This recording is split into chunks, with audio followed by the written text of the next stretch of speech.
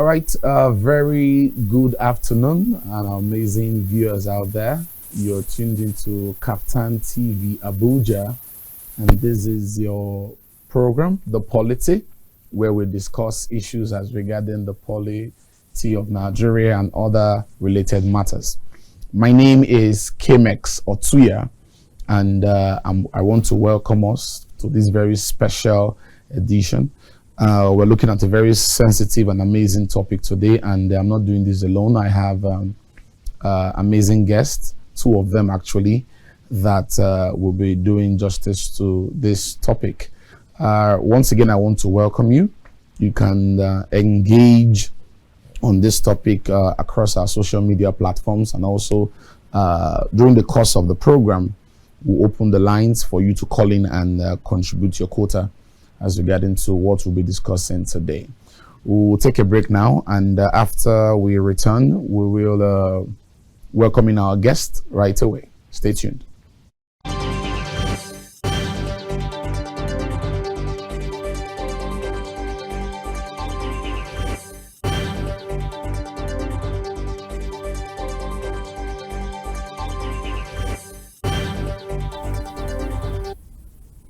Welcome back to The Polity here on Kaftan TV Abuja.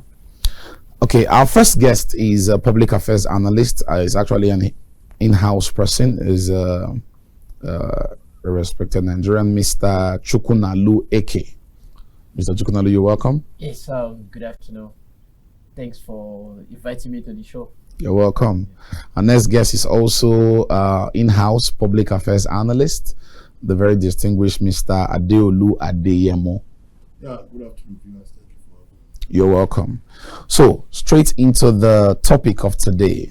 We're looking at the snake bite saga, and as a case study, we are x-raying the Nigeria's emergency response. You know, today in our country, we know that we are plagued with several issues across several sectors, but the health sector is very important because it's a sector that affects us every day. You know, it's a sector that affects the lives of people. You know, I remember during the COVID-19 period, you discover that this sector is one of the sectors that, you know, was still up and running, talking about food and health. And so talking about health is really, really very paramount, and it's something we need to look at. And of course, with the recent event that happened in Abuja, where a young lady, you know, was bitten by a snake, and upon people getting to the house, much later they found out, they actually found two snakes. So we want to look at not just about what happened, but our emergency response as a people. So I'll come to you first, Mr. Adeyemo. What would you say is the cause? Because things were not like this, you know, back in the day. But looking at where we are today in 2026, our hospitals, health centers, you know, do not have this rapid response to save the life. So, sir, what do you have to say about that? Yeah, thank you. Okay. You said it was not like this before. It has never been like this before, but I beg to differ. We have always had this issue of slow emergency response to issues in this country. Again, I want us to look at it from the angle of, are we looking at it generally, or we are looking at it just on health base? Because I can say that generally speaking, our emergency response is very bad in this country. Why is because there is it's not something that government ever prioritize. It is in this country that you hear that something is happening, fire outbreak somewhere, and people around have to start trying to make it work. And the fire service people will be looking for water to come and quench the fire.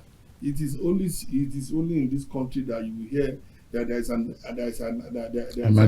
accident, and before you can get the do we even have emergency accident vehicle response team that attend to accident. We don't.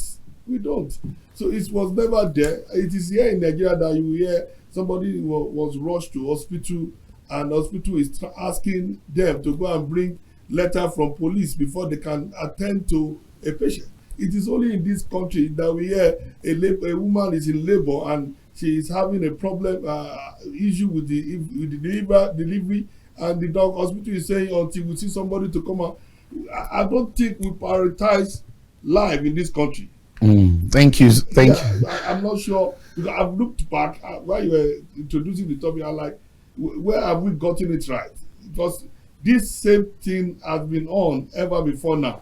It's only in Lagos I'm seeing a little bit of response coming to fire break, but generally speaking, no. Security, emergency response. Who will respond to you when they are calling security? Somebody is far away to even before they will come and meet you. The bad people, they have done the evil and they are gone.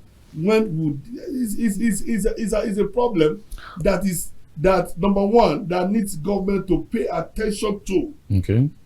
Then be well funded. Okay. Because they have not paid attention to it because they have not prioritized it. Okay. You understand? It is when it will happen to you as a government official or whoever that you will now like what happened to Adeyemo of recent.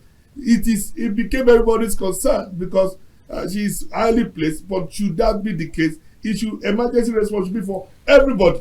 Thank you so much, Mr. Adeyemo, for that very wonderful opening submission on the topic at hand. But you rightly cited some very, very key points, and of course you mentioned the sad events that occurred recently, talking about the demise of the child of Chimamanda Ngozi Adichie. But before I come back to you, Mr. Adeyemo, Mr. Eke, you know, Mr. Adeyemo rightly pointed, in fact one of his first statements was that government do not prioritize issues as relating to emergency situations in Nigeria, which we know, you know. So are you trying to will you come in now to tell us that government is to be blamed for the situations at hand? Well, yes, government is to be blamed, but at the same time we should also blame the officials in charge of some of these health institutions that we approach or we seek help from time to time, you know, because from my own personal experience from one or two hospitals, government hospitals, you know, that you get there during the emergency period and you will see their lackadaisical attitudes towards attending to patients. Even personally, I've been to a particular hospital, the Metama General Hospital, long time ago, as in many years back, and it's just malaria that took me there, not that I was having serious issue, but I was done, and I know that I was done. So instead of this guy to give me card, I wanted to collect card, and you were just busy, cross your leg, gisting with your colleagues, and I was like, look, I didn't leave my office because I left from my office to this place, not even from home, because I know that I am down. I didn't come to this place to watch film. I didn't come here to be entertained. I came here because I need help.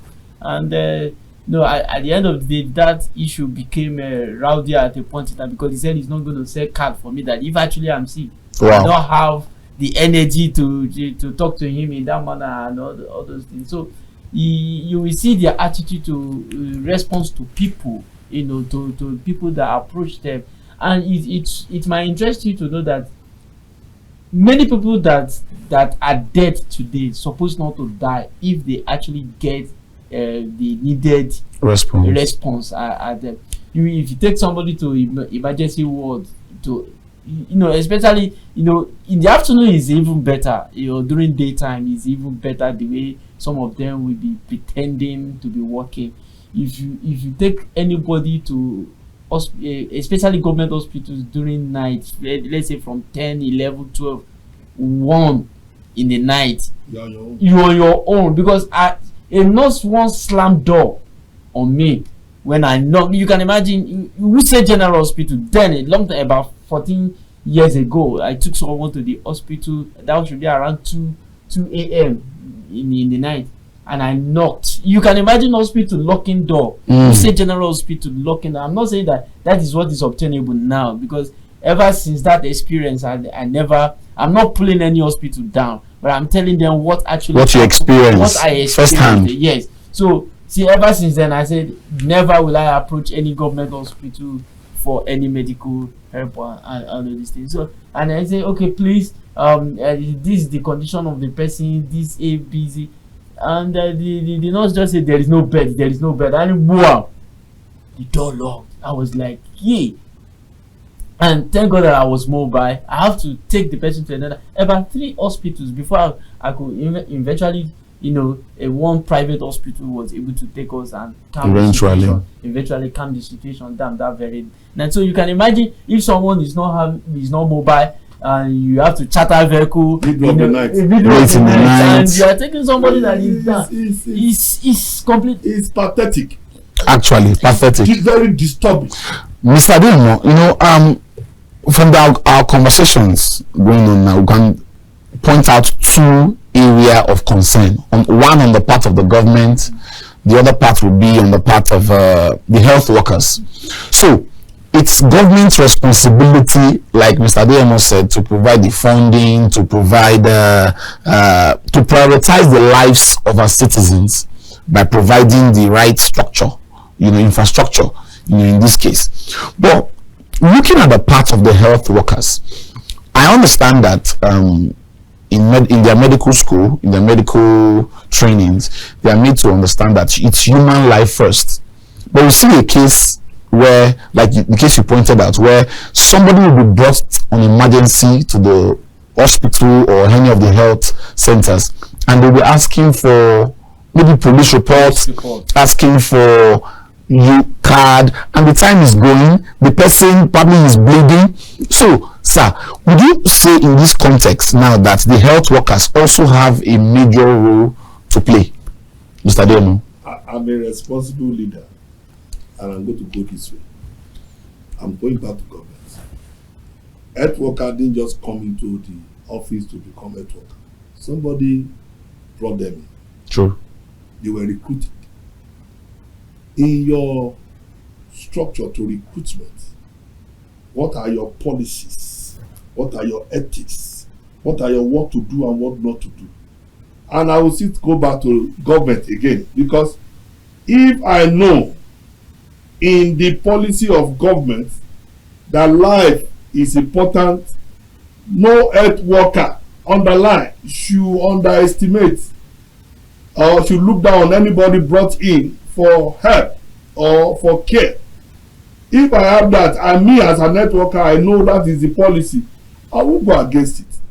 And before you set that kind of policy, you as a government, again as a leader, you must back it up with enough funding. You are not going to be owing health worker, even though the health worker too, they have their problem. But me, I will not put it on the health worker. I will say, if there is a right policy, rules and regulation, fire and refire.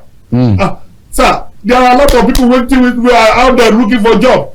If it is my rule and you come against my rule, you are fired. Next, when the next person is coming in, you will know that these are the rules. You don't go near it. And again, the government, leader back, you must train and retrain the health workers.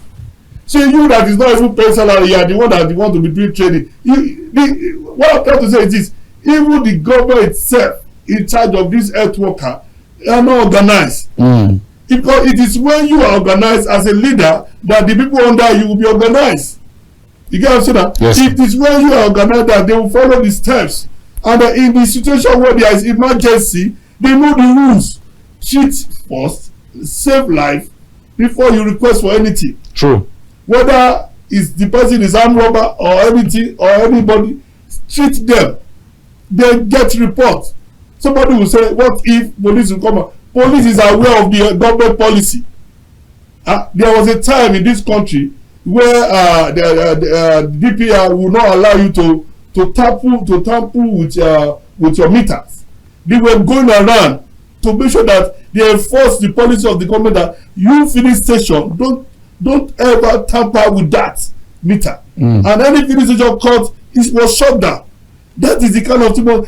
Setting policies and following up on policies. Let there be monitoring units in your structure to monitor both private and government. Because they are under, they are not in the sky. They are all operating in a land that is governed by rules and regulations. True, sir. Look at what happened. The girl was tied up and eventually she died. Now, talking about the girl in question, you know, because it's a very sad and pathetic one, you will discover that when she carried herself to the first hospital and they said no treatment, no antivenom, she went to the second hospital and the third hospital, you know, before it was even at the third hospital, the doctor that was attending to her took off what she used to tie herself and to avoid the spread, and inserted a drip, and then the thing collapsed. So in this situation now, you know, you talked about train and retrain, you know, talk about policies, talk about an organized structure, you know. When the situations get to the point where it comes to the emergency, and then let's say the doctors or the health workers, they go ahead to say, okay, you know what, let's do this, and then they now begin to get a query, maybe from the security officers. In that case, what do they do? System. Set up a system. While you are treating, you are making calls. It's a system. Somebody is calling somebody, must save the life first. Somebody is calling somebody to inform somebody about the patient that they just brought. System. If everybody is proactive, even when police will come, there are already guided documents that will help the hospital, that will help the doctors and the nurses. But if you don't have a good system, it is very possible for them to come and harass you. But the harassment, if well investigated, if well investigated, may not even do any evil or may not even shut down the hospital. Because the truth is, you have saved life first. When you save the life will explain what happened. Then you can investigate the life. Is it a dead person you want to investigate? Dead men don't talk. You know, they don't talk. So you save life and let the life stay back there on the bed. Who are your people? Where are you coming from? Save life to get a good documentation of the situation. But if you don't save the life, where would the life? Is it the dead person that will tell you what happened? It's gone, it's gone. Or he or she, the lady with the snake bite, she's gone. She's gone. Carelessness, she's gone. Negligence, she's gone. Whatever you want to use to describe it. She's gone. And you can't read that life back. Nobody wants to accept the responsibility that is their fault that makes her feel, because the death is not it's supposed not to be. Somebody was writing. It's avoidable. Somebody was writing saying that as at 1997-98, UK has been able to put a system in place that snake bite cannot kill anybody in that system.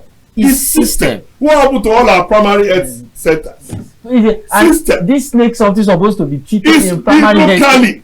See, if you are complaining of a lady that is in Abuja, urban area, the FCT. Now, what happened to, you can imagine how many people in the village that don't die. They don't die, finish.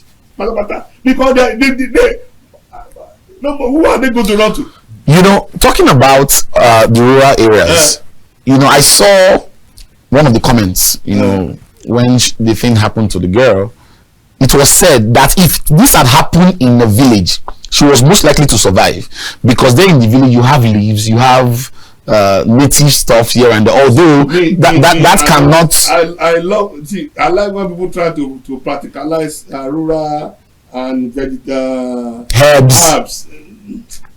It's good. It's 50-50 chance. Exactly. When we are talking about proper health, so in a modern, this is how many century now? We are not in the olden days. We are not in the stone age. We are in a very modern year and generation. We should be able to have a primary health centers across the country that can attend to everybody with the right amenities. He said he was having headache. That headache that time in a primary health you get that those people, they will give you small Panadol extra and they will send drip for you and you are back to your house. I remember many years ago, around that 94, my brother had an accident. He was primary health. They took him to Ibadan and that was how he was saved. You understand? When I had my own accident 2024. No. That was 2018. The first place they carried me to in Onekman was a local what's the name? A local place where they arrange bone. Orthopedic, thank you. That was where they took me to first pack the brain. This brain was open. Wow. They pack it back. All the hands broken. Pack. Before they, thank God, the handlers, when they call my family, they did not bother going to any general anything. Straight to private hospital. Competent private hospital. If not, all this one we are talking about, this man will not stand here. Thank God you are here today. So that local orthopedic saved my life. At that point in time. From inside gutter where the car knocked me inside, the Okada man died on the spot. Wow. I was in the gutter, a very deep gutter, where they brought me out from. The skull open, packed back, first aid, and I always say that first aid is critical in any environment, and the fact that has made me to be a doctor in any. You tell me any little thing about the first aid is to first save your life. First of all, stabilize you, then you can move on to the next level. Thank you so much, Mr. Adeyemo and Mr. Eke, for being our guest on today's edition of The Polity. But there is a part I want us to look at, and that is on the part of citizens. You see, the first persons that come in contact with you, say for example an accident, are the citizens. You know, if you look at the situation of Anthony Joshua and his friends when the accident occurred, you know, yes, we know that there was a case of overspeeding and all of that. The truck was wrongly parked by the side of the road and all of that. You see, citizens of Nigeria, the first thing they are thinking about is to bring out their mobile phones. An accident had just occurred, and then the next thing, you want to capture the moment, probably because you want to trend or you want to keep the story. So Mr. Eke, I'm coming to you now. What can be done? I know you've mentioned government, you know, as the principal factor to be held accountable for all of these. We also mentioned that of the health workers. What about the citizens? Well, it's very simple. In the first place, the citizens, are they supposed to be there in the first place? Definitely no.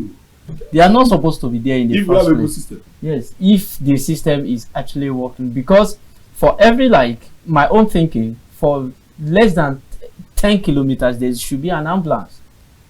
As in, let's say 10 kilometers. System. From here to Tipa Garage, system. There is a ambulance here. You get to Tipa Garage, system. Ambulance. Before you get to AYA, let's say AYA, ambulance, so that whenever something happens, you call a particular closest number. Yes, when you call a number, emergency number, let's say 112 or 113 or 99 or whatever emergency number you are going to call, and you say, where is your location?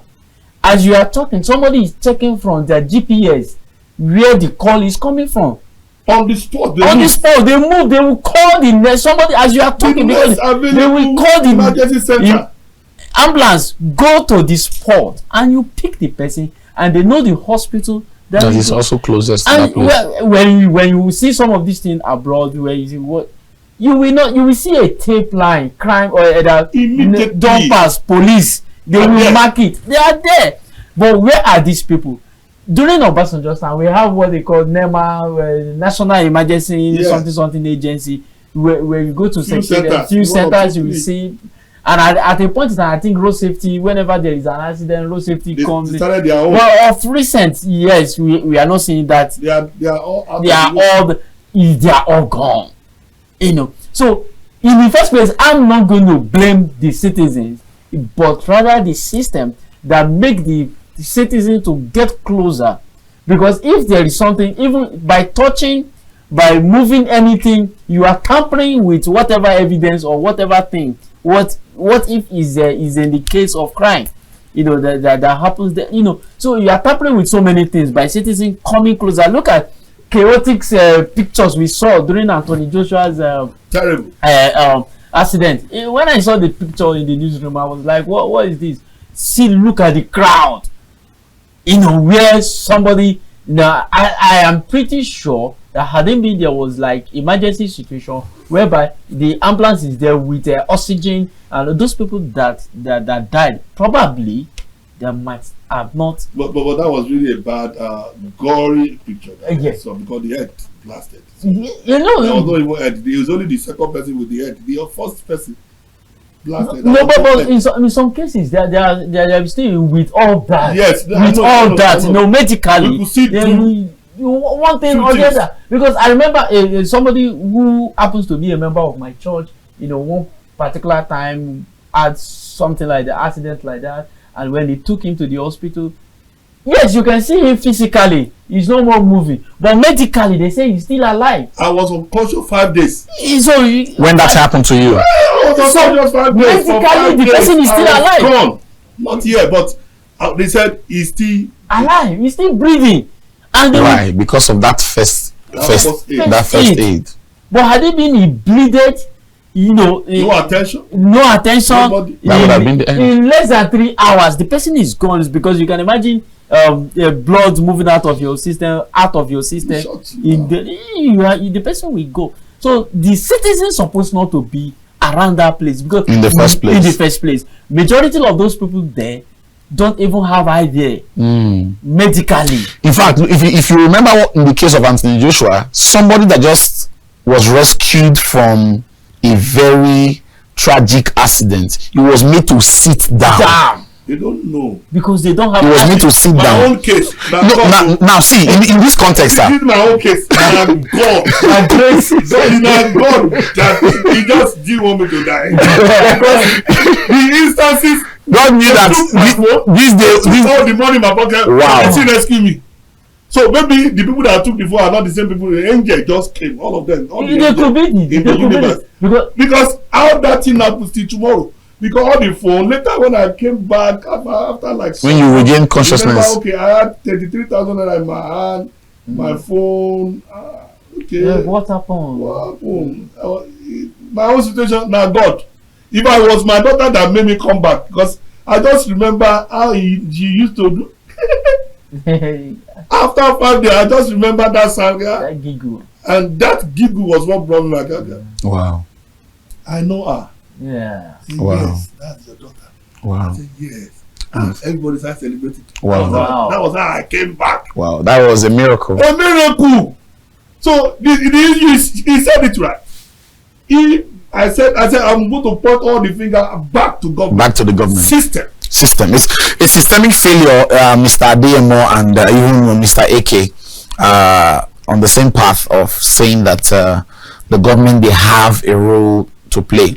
Now, I want us to take a look at the Nigerian Medical Association.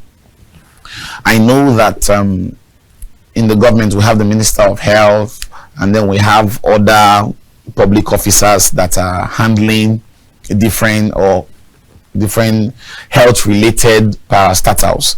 But let's look at the Nigerian Medical Association, because I know they are the ones that I think they issue the license. They have the right to withdraw the license from health practitioners when they are found wanting in any of all of these cases.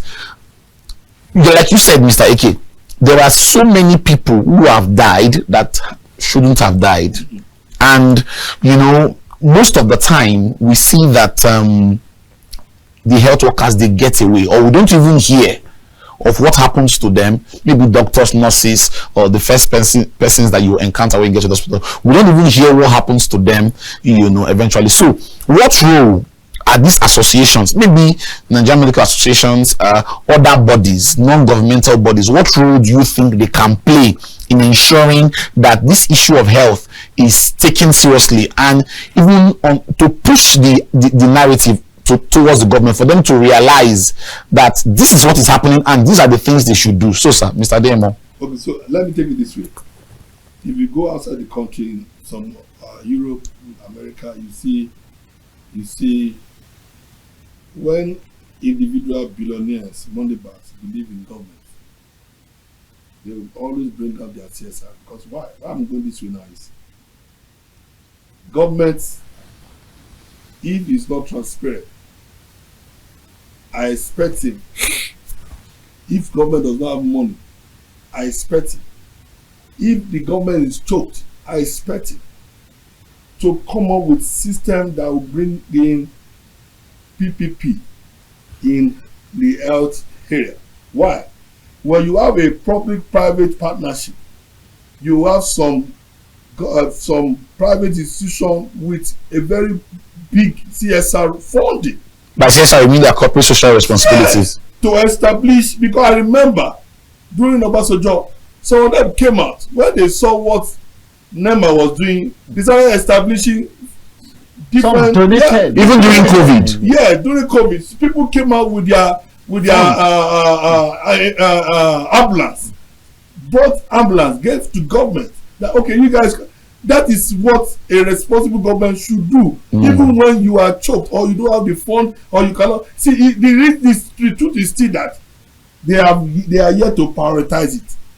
If it is prioritized, they will look for different way. Medical association can be called in to bring in different sponsor to help support.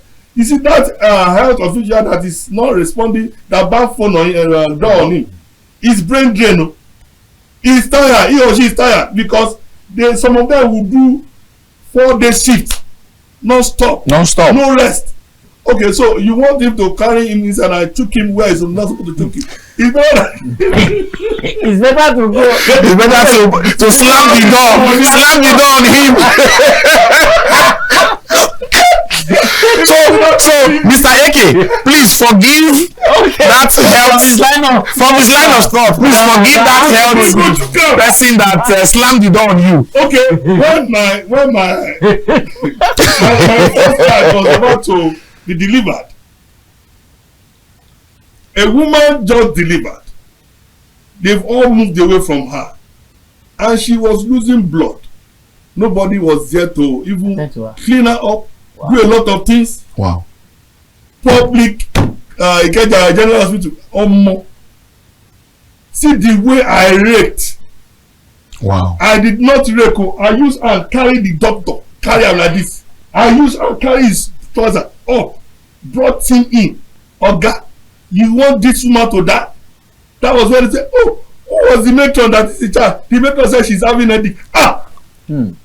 A woman got delivered in a public hospital. She is having a headache because she is brain drained. She's tired. Obviously. She must have done many several shifts. That she can't even stand again to she can't cope again. And she's human. So what are we talking about? The problem we're having is if there is a good system from government, see, private institution will take a lot of issues from them and own them and deliver them. And the government, the country will be better place. If government can prioritize, prioritize this situation. You know, Mr. Eke, I want to come to you at this point before we go on a short break and return. One of the comments, going around social media, not just this period, but even before now, you will discover that somebody will say you are just one ailment away from being in a kind of situation. I'm trying to say that there are some unfortunate ailments that a person will get in this country, and deep down in the hearts of people around, they know that the chances of survival is very slim. Take for instance the kidney related issues, those renal issues. What do you think in this context can be done? Because most of the time you discover that families, they run out of funding and then they go public. Either you see them printing out different flyers, say please help for support, Ghana support, using all kinds of means and all of that. So what can be done to help in such situations? Because honestly, we see it here time and again. Nigeria have what it takes to solve that problem. Like you said, that there are some kind of ailment that will come. In fact, every ailment in Nigeria can, if only headache, malaria can kill in Nigeria. We've said in this country that malaria can kill. I've seen a situation, typhoid, killing the person where the person is supposed not to die. So I understand where you are coming from, because we see issue of I have seen somebody that have renal issues, stayed 10-15 years. Why somebody that is healthy, no problem, just headache, and goes to the the person is gone. The person is gone. You understand? So, but Nigeria have what it takes. I remember when they created this issue of NHIS, yes, were clapping and the National Health Insurance Scheme. But along the line, at a point in time, yes, because personally, I don't like all those kind of anything government. I feel that they are not going to be effective, and so at a point in time, yes, the thing became issue between myself and my wife when she wanted to give birth. So they say, look, this money will be paying. Let's make use of it. And I said, I don't, because I don't want to go to. At the end of the day, she forced me into using NHIS. Fine. But recently, I realized one thing, that if you go to any hospital in Nigeria, you can take me for whatever. If you go to any hospital in Nigeria, either public or private, with your NHIS, they are not going to handle it with seriousness. No. That means, what are we falling back on? The system. The system. And if you see the amount these people deduct for this purpose, is heavy, is extortion. You might end up be paying like close to $500,000 a year for health, for insurance, and you might not end up using it for that year, and the day you eventually go for malaria treatment, they will be giving you. They will not even give you. They will just say go and buy. Go and buy. The only thing they will do is just to test, then do check your whatever, then give you one analgesic medicine, and then they write a drug for you to go and buy. That is what I was telling somebody. It is risky to impregnate anybody. Now, let me even tell you my own. Thank you, Eke. Let me just tell you. I have a very simple prayer I pray every morning. Oh yes. Lead me not into temptation. Deliver me from health problems. I wake up every morning to say it. And it's a very good prayer. You don't understand. Prevention is better than cure. Not to have it is what you should just be praying to God for. May you not have it. Sincerely. Lead me not into temptation. Deliver me from health issue. I don't want to hear it, because see, when you see people that are inside this thing, very frustrating. A man is somewhere now from is in a private hospital, cardio, whatever. Cardio issue. Money. They are telling me now they want to pass tube into his chest, put tube into his lungs. Wow. And they are spending millions every day. The family deposit, they will always deposit ₦1 million every day. Wow. And it's been there for how many days now? Since last year.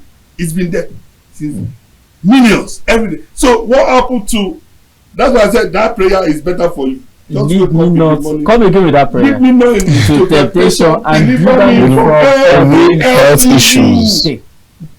That is the prayer Nigeria should be praying for, because a poor person cannot afford that ₦1 million every day for treatment. Where will he get the money from? It's not inclusive oxygen that is taken by the side of just treatment. And the painful thing is that somebody with that kind of ailment, the insurance that USA will not cover that kind of. They can't cover. So it's very, very pathetic situation. Thank you so much, Mr. Adeolu, Adeyemo, and Mr. Chukwunalu Eke. Thank you for your submissions thus far. The program continues shortly after the break, and when we return, we'll open the phone lines so that you can call in and give your contribution to the subject at hand. We're looking at the snake bite saga, X-raying Nigeria's emergency response. We're still here at the Polity. Don't go away.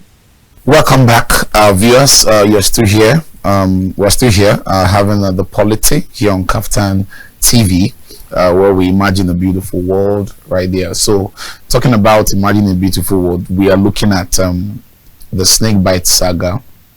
and also x-raying the Nigeria's emergency response, our response as a country. How much of it are we ready? Looking at all areas relating to the health sector. Okay, we'll be opening the phone lines right now. You can now call in. The phone number to call will be displayed on your screen right now, and you can call in to contribute your quota on the show. Mr. Adeyemo, I want to come to you again.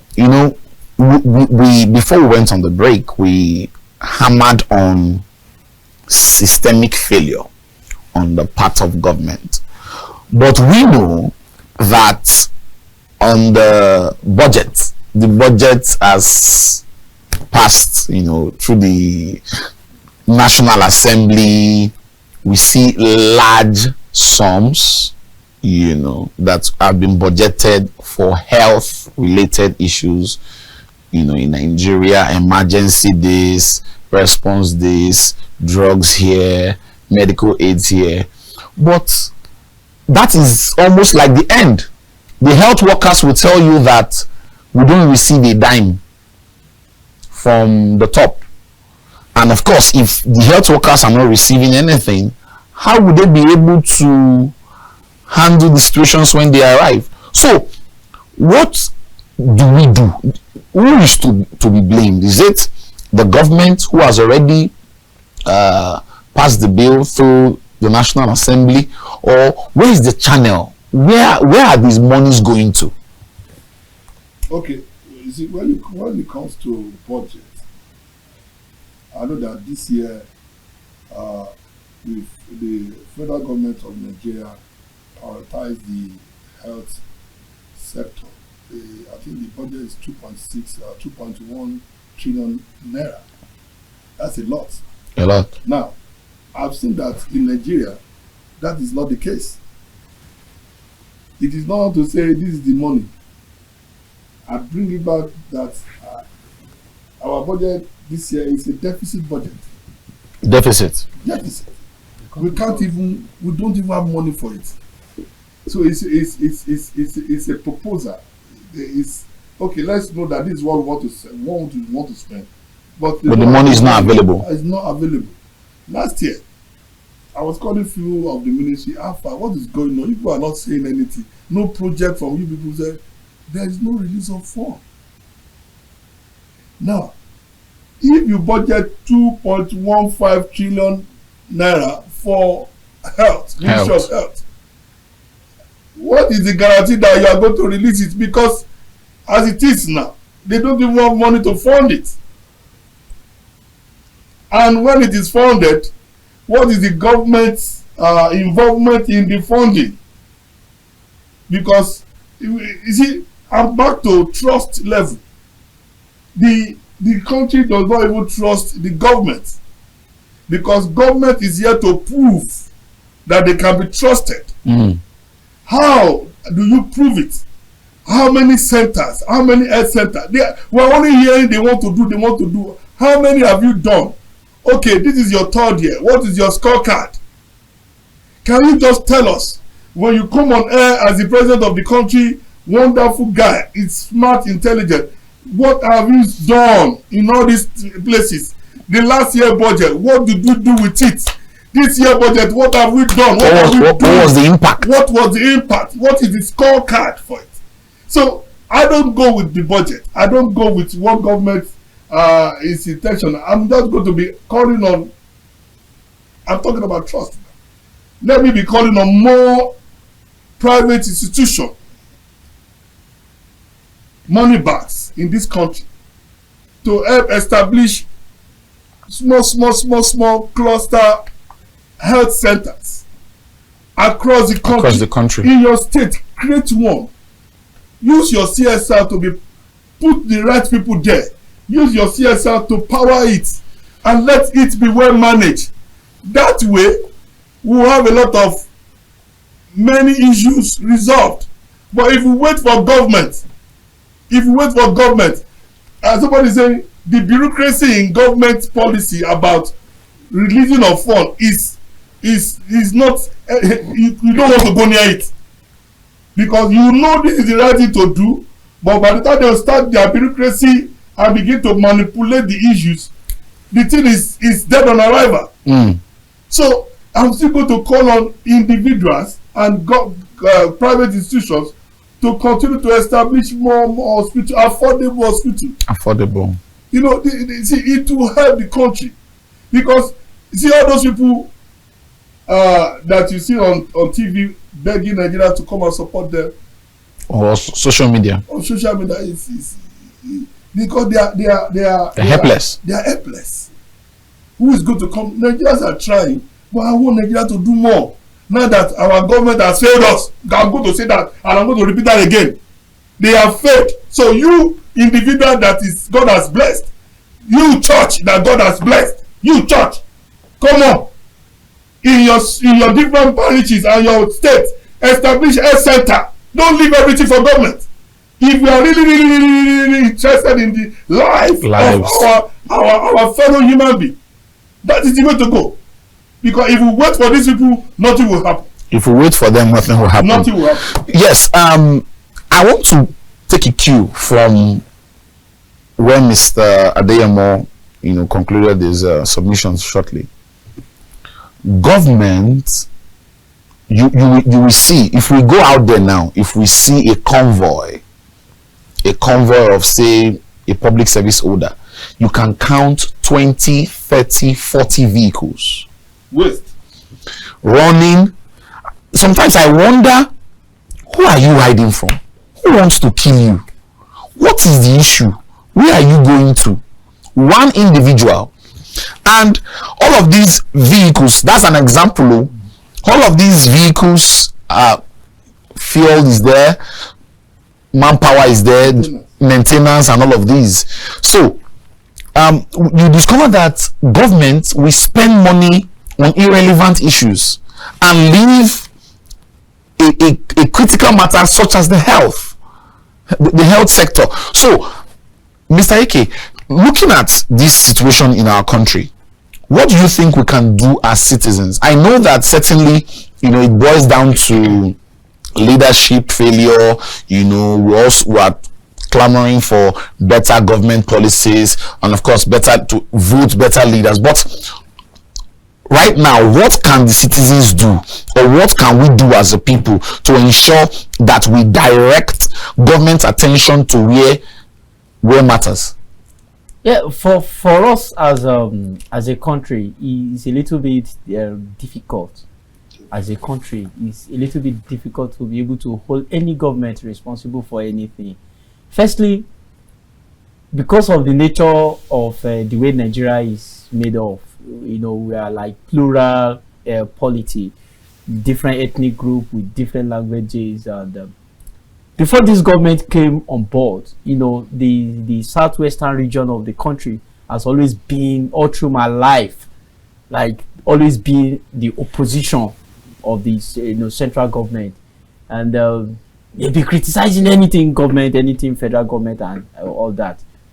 But now the same set of people that used to criticize certain policy, you understand, are now in power. They are now in power, doing the same thing that they used to criticize.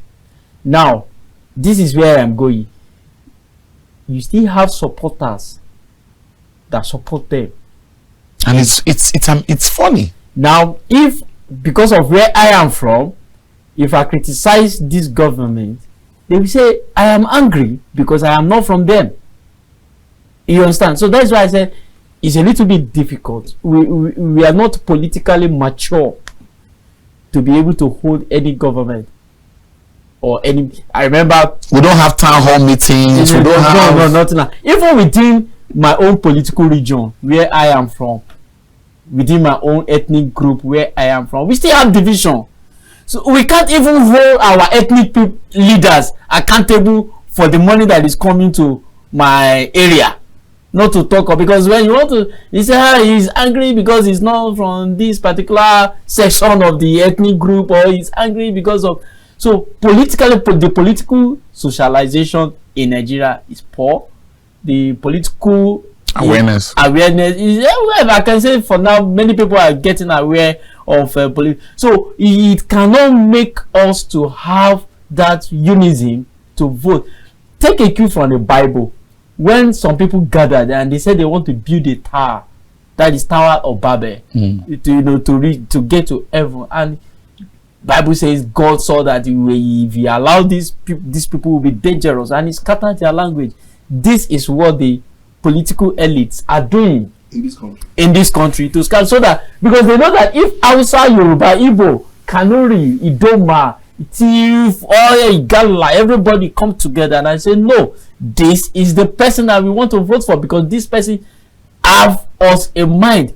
You will see that the political elite, they will do most of those things that we crave for. It's not only about Kazo that these political elites, that they are getting 20 in convoys and all those things. Even with their aides, you will hear senior special assistant, senior special assistant on domestic matters, senior assistant on special duties. What is the difference between special duties and domestic matters? So they have some. There was a time, I think it was Wike, when Wike was the governor in Rivers State, he appointed about 100,000 aides.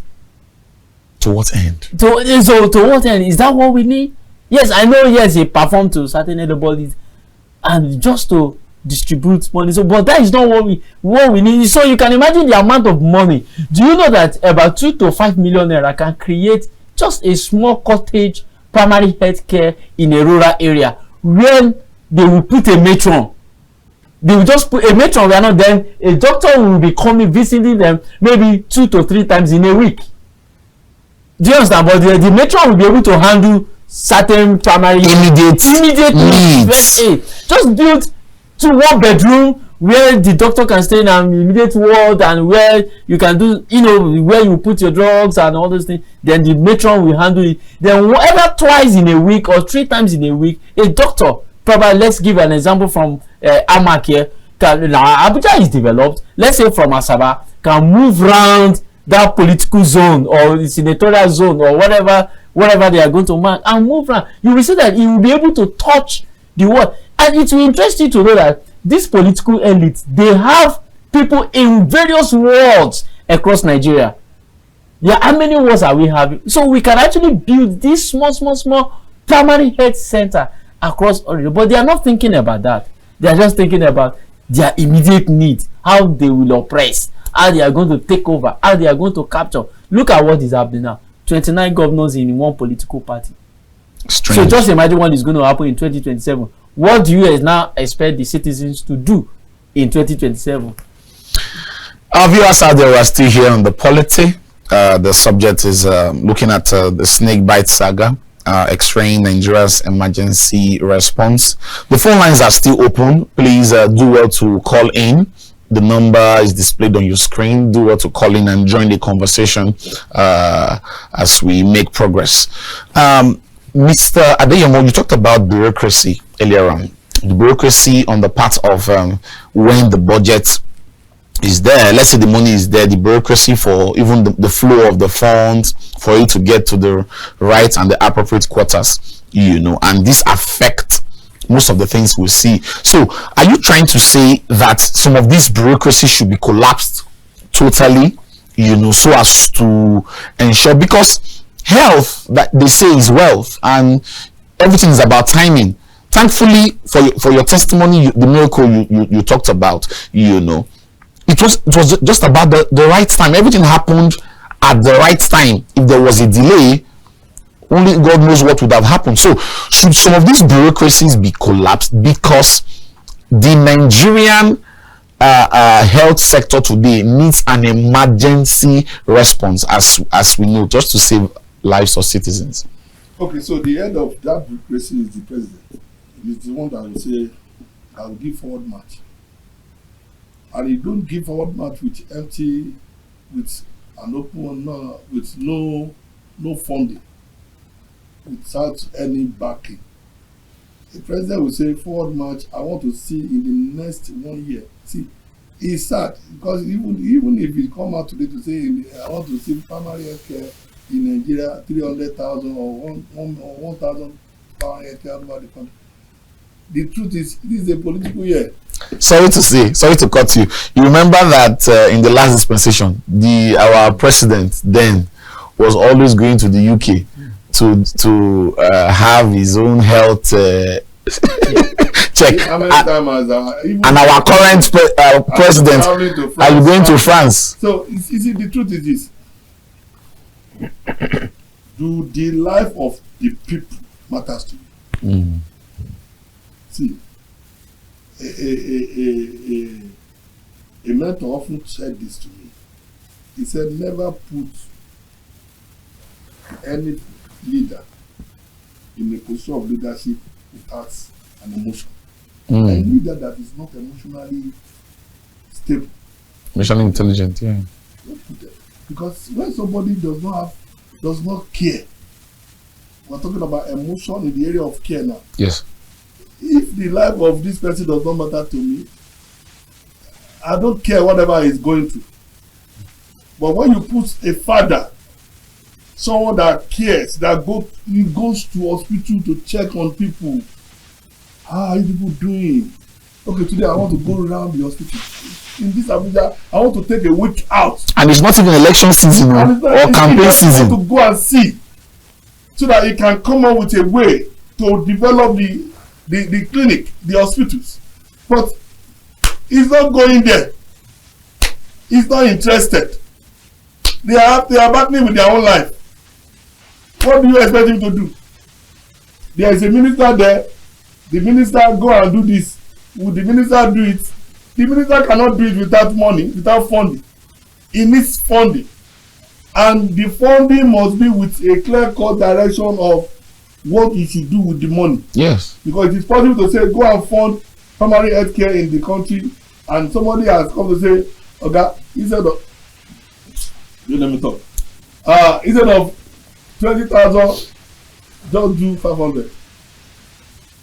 I've had the situation where somebody was given a job in this country, blah blah blah blah blah, do rice farming, how many hectares of land I should do. At the end of the day, somebody called him and said, that's 5,000 hectares you are asked to do.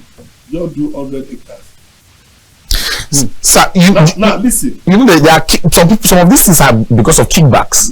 Listen, I'm not going to go into it, but somebody said, don't go and do that 5,000. Don't do 100. What can 100 hectares do with 5,000 hectares? And the guy delivered the 100. And that year, we suffer with, we lack rice in this country. And the whole aim of the government, if they really meant it, was to have enough. But it was not to go near it. Internally, the internal people say, just do 100, leave the rest. Are you the one that will feed the country? Just do 100, and then we'll harvest the 100 paddy, and then we'll go and refine it, and whatever you can come up with. That is how this country is run. So it's not enough to give forward march. Is it forward march with action and disciplinary action, and I will jail you, or you will be killed with firing squad? If it is order that is coming with strict punishment, this country will get better. I see that I've said it. Nigeria is too technical. A gentleman cannot rule this country. A man that is with the heart of this country, that is passionate about the well-being of the people, and that is disciplined, and that is not extravagant, is the kind of person that will rule this country. That does not look at faces. I'll deal with you in 1 minute. If you go wrong, everybody will sit up. But when you have, it is well. It is well indeed. It is well indeed. Viewers who are still here on the polity, the phone lines are still very much open as we are getting set to come to the final part of the program today. We're still discussing the snake bite saga, X-raying Nigeria's emergency response, and I've been honored to have two of our amazing guests right here, Mr. Chukwunalu Eke and Mr. Adeolu Adeyemo. I want to come to you, Mr. Eke, as we begin to come to the concluding part of this. So we are talking about systems, structure, government, and one of the things we find out in our country today is the fact that, yes, we know that governments, they have a whole lot to do, in terms of implementing some of all of these policies. But the few things that we see, the few things that government have even tried to put in place, yet we see some hooligans, some kind of people trying to destroy this. Take for instance, you see those, I don't know what they call them, those irons, Covert, those coverts, the cover on the roads. Yes. You see that people are going there to steal them. So the problem now is this: will the government, having established some of all these things, looking at the health sector, yes. if the government now establishes and implements some bring in some materials or some sophisticated equipment from abroad, how are we sure that some of these medical heads will not even sell them off? Yeah, it's not that how are we sure it's happening. It's not yes, because it's happening. They are selling it. It's not that except they are just glossing over it. Even drugs, you go to hospitals, they will tell you that there is no drugs. So go to all those hospitals. There was a time somebody said I should go and get the drugs for my daughter, and I look Abuja. I look around Abuja, I didn't get the drugs. You know where I got the drugs? It was in Suleja. I was surprised. That was when I know that I was in a very delicate situation at that point in time, that such a thing happened. And where it is somebody that is working in a government hospital, do you understand, that is selling that drug. Wow. I'm telling you what happened to me. I'm not telling you that a story you heard somewhere. Or I heard somewhere or I read somewhere. I'm telling you what happened to me. You understand? So it's happening. Even some of these funded programs that international organizations, yes, anti-malaria, anti-disease, even nets. Are you not seeing mosquito nets being sold on the street? So go and check most of them. They were given by government. Free. World Bank project. Free. And they are selling it at high cost and this thing. So what are they are selling it. So we still fall back on the system. While we are in schools, in secondary schools, they taught us digestive system, skeletal system, muscular system. Central nervous system. Yes, if anything happens to the system, there will be breakdown. And that is what is happening to Nigeria. It's a system problem. It's a system problem. Something is wrong in between the system.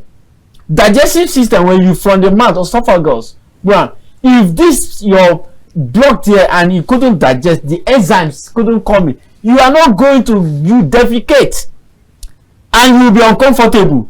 That means something is wrong with the digestive system. Yes, that is how it is in Nigerian system. Something is wrong, and we actually know it, whereby one of them is when you go against the system and you are to be punished.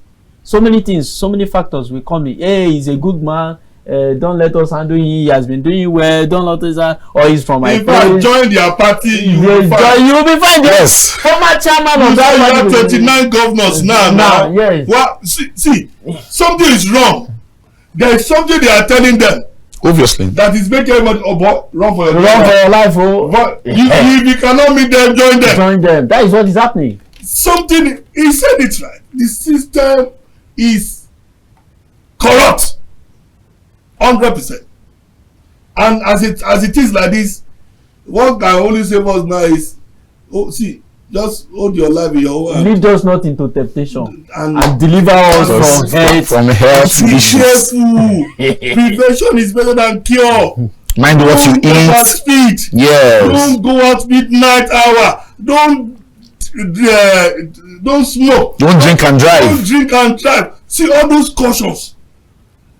Family and friends, tell everybody, I don't want wahala. Stay where you are.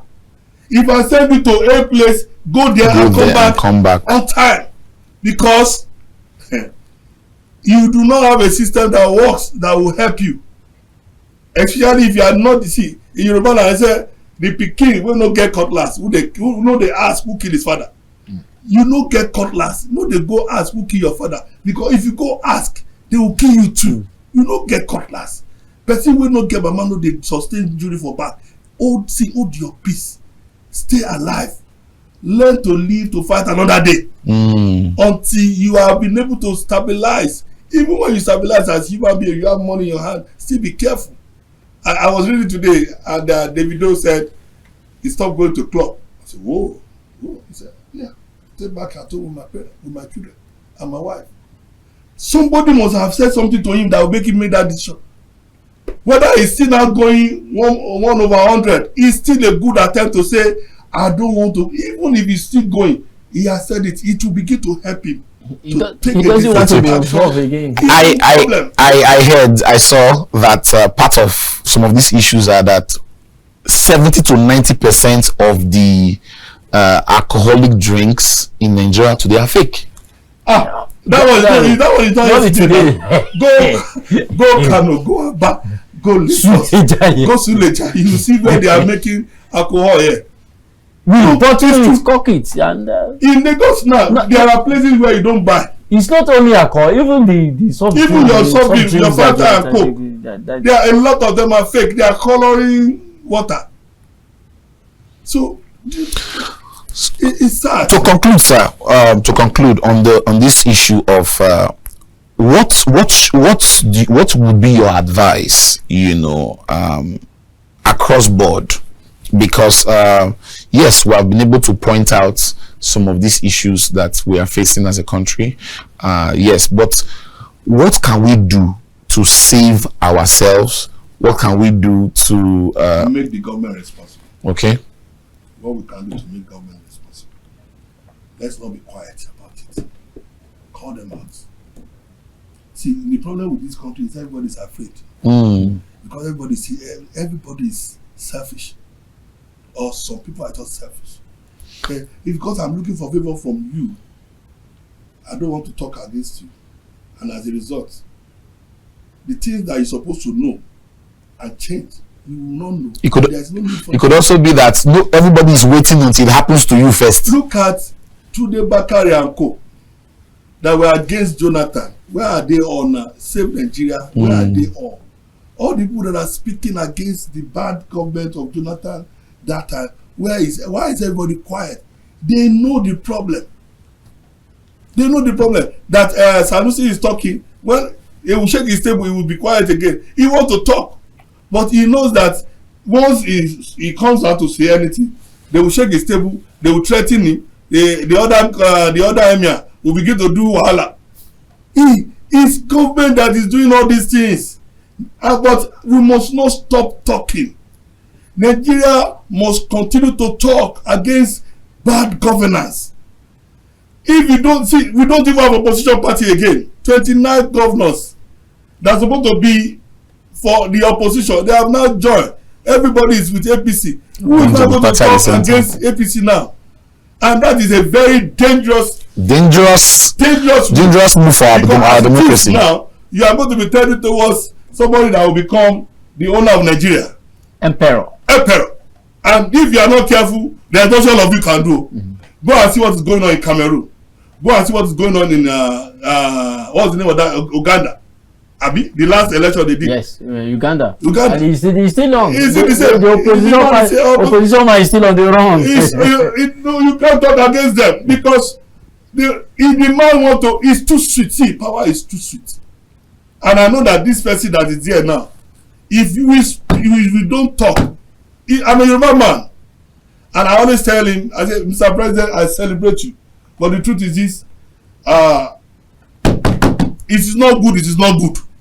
But the day you do it good, Adeolu, I will tell the whole world that President is trying. President has done this. But for now, you are not doing it right. Make this election year the productive year for this country, and see whether people will not run after you. But because they already know what they have, their tactics, and that's why you can have 29. It's very disturbing.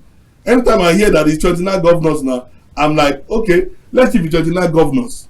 We have how many Nigerians now? 200 million. 200 million. Well, about 90 million will vote. 90 million will vote. So let those 90 million, let them look at what is good for them. Mr. Eke, still the same question. What can we do as a people to salvage the situation at hand? Well, two countries that I admire, Singapore and United Arab Emirates. I think that our policymakers should just look towards them and study them and see how they were able to solve their problem, and we implement that in Nigeria. The painful part is that Singapore was looking up to Nigeria as at 1964. Today, it won't be wrong if we can look up to them to solve our problem. Yeah. United Arab Emirates as at 1969, 1973, Nigeria was better than them, and today they've moved on. Form Emirates, 5 countries or 5 kingdoms came together to form a country. They were not one as at 1969. They came together and they did that. And look at what is happening. So Nigeria can do better than them. We can do better, says Mr. Eke. And of course, Mr. Adeyemo rightly said there that we should not stop speaking. We should be vocal. We should keep talking. We shouldn't get tired. And rightly, both our guests have said their takes, and I think I agree totally with them, because we cannot fold our hands. We do not have another country. Nigeria, this country, is the only one we have, and only Nigerians can build Nigeria. On that note, we want to take a wrap on this show, The Polity, today on Kaftan TV Abuja. Not to forget that you can share your thoughts, share your own takes on different social media platforms that will be displayed on the screen after this time. I want to use this opportunity to thank Mr. Chukwunalu Eke, the public affairs analyst in-house. Thank you so much for joining us. And Mr. Adeolu Adeyemo, thank you, sir, also for joining us today. My name is K-MEKS Otuya, and I will say, stay away from trouble, deliver us from evil. No. This is how you said it. Deliver us from temptation. Deliver us from temptation. Lead me not into temptation. Okay. Deliver us from health issues. Lead me not into temptation, and deliver us from health issues. Yeah. Bye for now. Thank you.